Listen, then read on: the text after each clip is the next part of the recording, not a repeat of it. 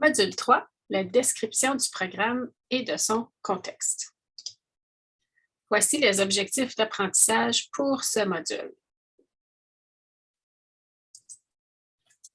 En guise de rappel, et pour situer le cours d'aujourd'hui, vous avez à l'écran les 4 étapes de la démarche évaluative. Nous commençons donc aujourd'hui cette démarche en parlant de l'étude préparatoire qui sert à mieux cerner le programme dont il sera question tout au long de l'évaluation. Nous avons vu aussi au dernier module que la planification d'une évaluation comporte 2 étapes principales.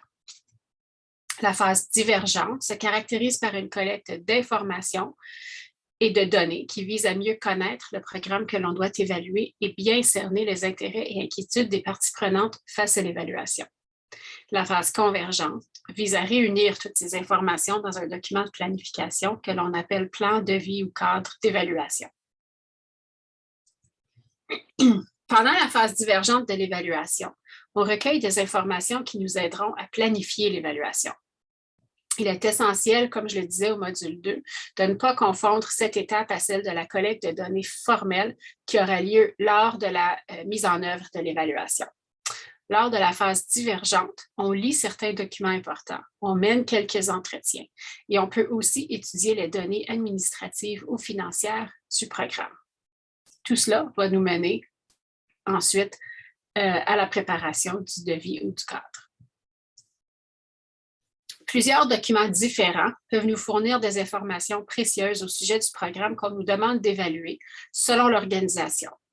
On peut, par exemple, consulter le plan stratégique de l'organisme ou du programme, des demandes de financement qui ont déjà été soumises par l'organisme, des rapports d'évaluation si le programme a déjà été évalué, du matériel de promotion du programme comme son site web, par exemple, des articles scientifiques qui portent sur le programme s'il a déjà fait l'objet de recherche et des descriptions de programmes connexes ou similaires qui peuvent nous éclairer davantage.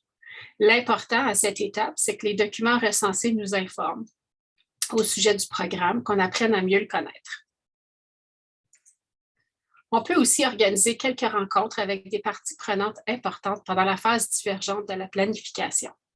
Ces rencontres peuvent enrichir les documents que nous avons consultés et nous permettre de poser des questions un peu plus directes ou spécifiques.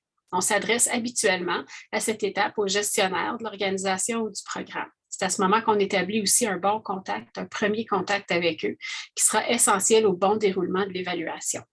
On peut aussi rencontrer certains membres du personnel ou encore certains partenaires ou intervenants externes.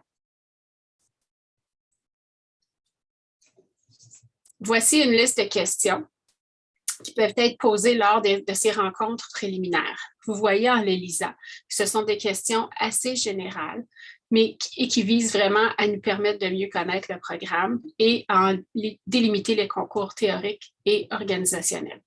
Nous ne sommes pas encore rendus aux questions d'évaluation qui viendront plus tard dans la démarche. Comme vous le verrez dans les diapos qui suivent, dans la prochaine partie du vidéo, ces questions permettront de rédiger le profil du programme. Alors, je vous rejoins tout de suite pour la prochaine étape.